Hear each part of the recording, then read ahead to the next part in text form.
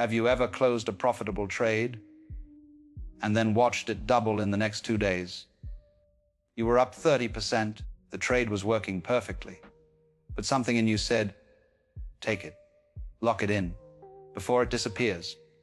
So you closed. You felt good about the green, and then the market just kept going without you. Welcome back. This is episode 5 of our trading psychology series. Today, we're going to talk about a pattern that's the mirror image of the one we covered last week. If revenge trading is the response to losses, this is the response to wins.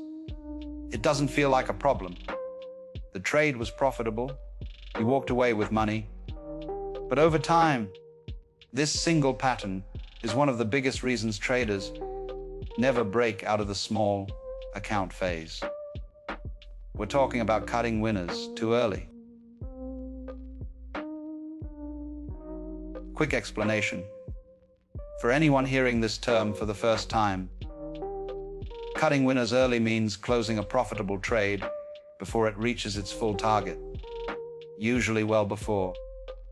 Not because something changed in the chart, not because the setup invalidated, but because the gain feels good and you're afraid of giving it back. In other words, you exit a winner to make the discomfort go away. That discomfort has a name. It's called fear of regret.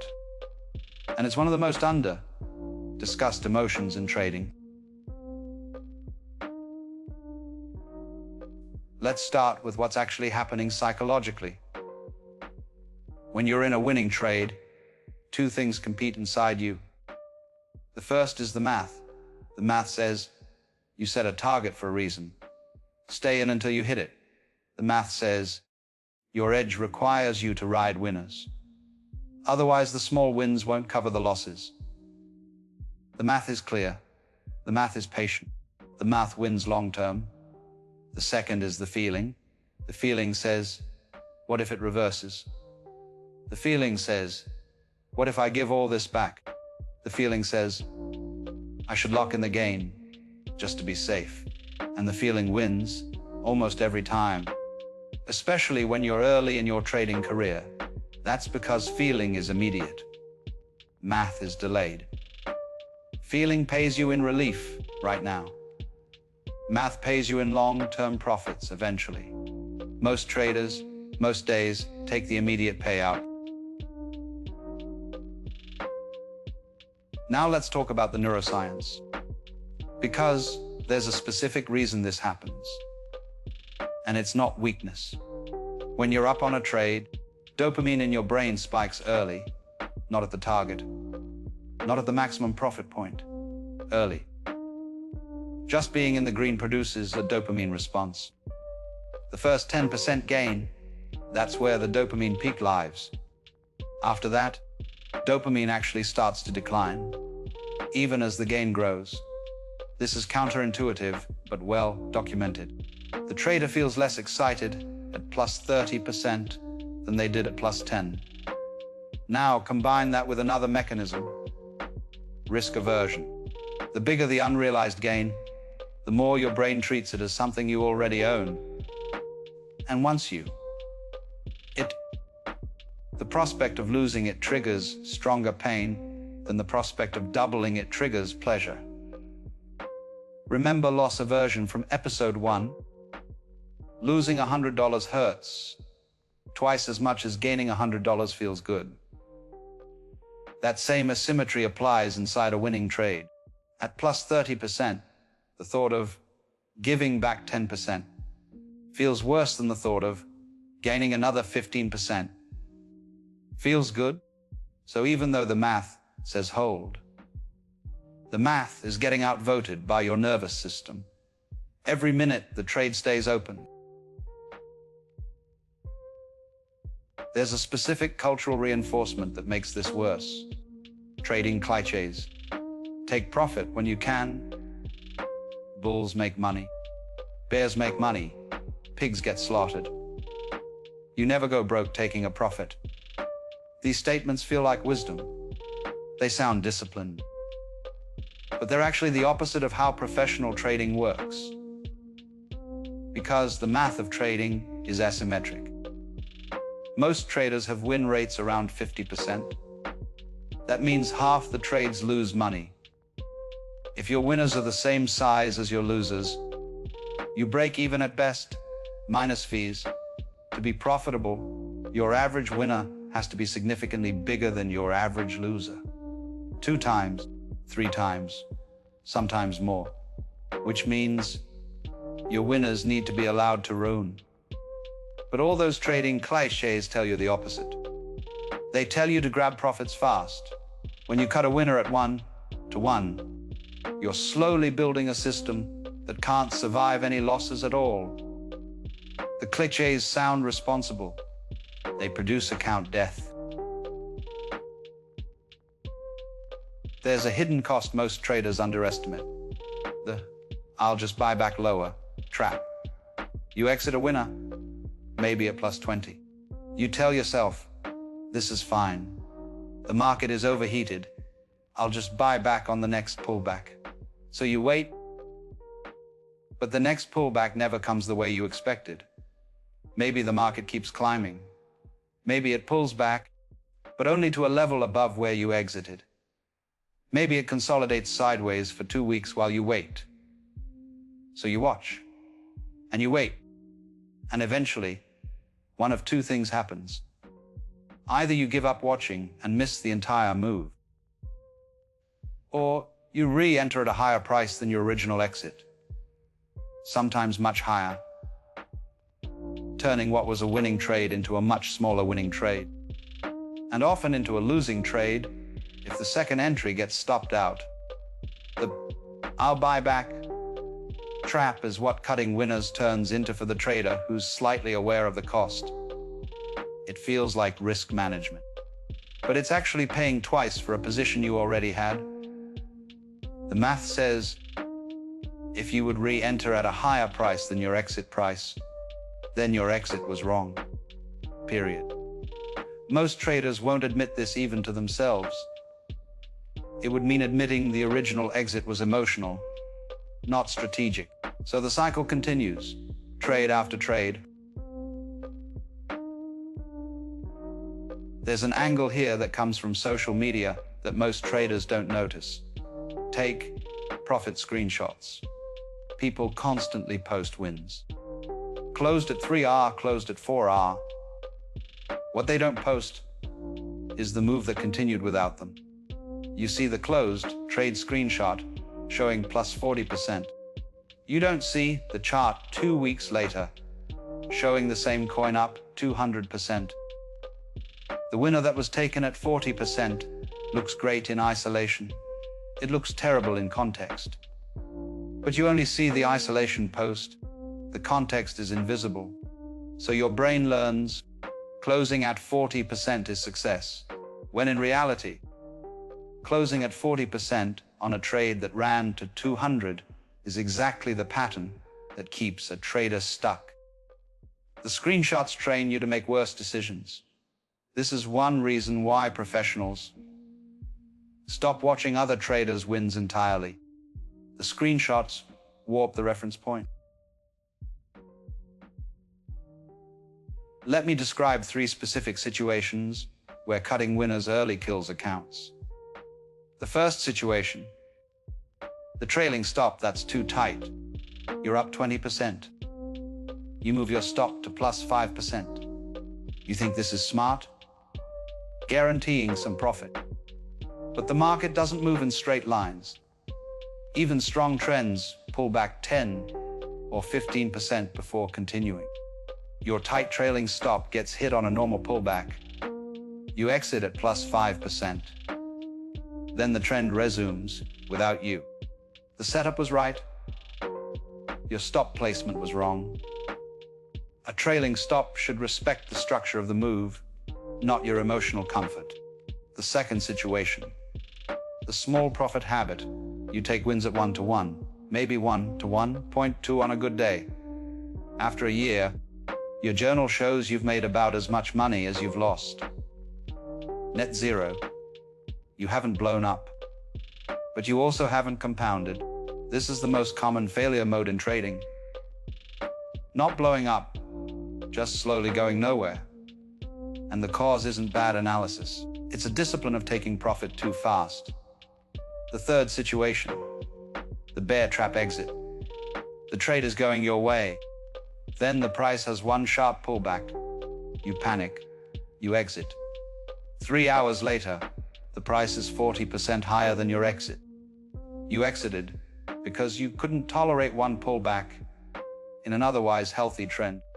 This happens because your brain confuses normal volatility with reversal. Real reversals usually have structural signals: broken trend lines, failed retests, volume divergence. A single pullback is not a reversal. It's a feature of how markets move. But your nervous system can't tell the difference. So you exit on normal noise. There's a specific combination that makes this exponentially worse. Cutting winners plus leverage. In spot trading, exiting a winner early costs you upside. That's it. In perps, exiting a winner early costs you everything you needed that winner to do. Because in leverage trading, your winners have to pay for the funding cost during the holding period, the drawdown of the losers that came before this trade, the drawdown of the losers that come after, the platform fees on entry and exit. Your 1-to-1 winner barely covers entry and exit fees on most exchanges. To actually move your equity curve up in perps, your winners need to be 3 or 4 times your losers. When you cut a leverage winner at 1-to-1 because you're afraid of giving it back, you're guaranteeing your account stays flat or declines, even on a winning percentage that looks good on paper. This is why so many high win rate traders quietly lose money in perps. The math doesn't lie. Their winners are too small. There's an after effect that hurts almost as much as the missed gain. The watching it run, regret. You exit at plus 20%. Then you watch the trade continue, plus 30, plus 50, plus 100. Each new candle is a reminder of how much you could have made. Most traders don't process this honestly. They tell themselves, I was right to take profit. The market is unpredictable. But underneath that, the brain is recording something else. The brain is recording, I am the kind of trader who exits before the move ends. And that recording shapes the next trade. You become more risk averse on the next setup. You take profit even earlier. The behavior compounds in the wrong direction. The opposite of compounding gains is compounding the habit of avoiding gains. So how do you train yourself out of this? I'll give you 3 practical rules. 1. Decide your exit before entering the trade. Not just the stop, the target, a specific price level, a specific structure-based take profit. If you didn't set a target before clicking buy, you'll set it emotionally while in the trade. And emotional targets are almost always too tight. 2. Use scale-out exits, not all or nothing. Instead of closing the full position at one target, close 1/3, 1/3, 1/3. The first third lets you book some profit, calming the fear of regret. The other 2/3 let the winner run. This is one of the simplest and most underused techniques in retail trading. It satisfies the emotion without sacrificing the math. There's also a relationship between position size and cutting winners that most traders never connect. When your position size is too big for your risk tolerance, you exit early. Always. Because at 20% of your account, a 10% pullback feels catastrophic. So you take the small profit just to make the size go away. When your position size is right for your tolerance, you can sit through pullbacks without panicking. The same trader, the same market. the same setup, but with a smaller position size, will hold for the full target. This is one of the most counterintuitive truths in trading. If you keep cutting winners early, the answer might not be psychology. It might be size. Smaller positions, held with conviction, make more money over time than bigger positions exited in fear. Most traders learn this only after years of cutting winners, or never learn it at all. 3. Journal the exit price and the price 2 weeks later. For every trade you close, record what the price did over the next 10 to 14 days. After 30 trades, look at the data. If your average exit was significantly below where the trade actually ended up, you have a cutting winners early problem. The data will be brutal, but it's the only way to break the habit. You can't change a behavior you don't see clearly. There's also a flip side worth knowing.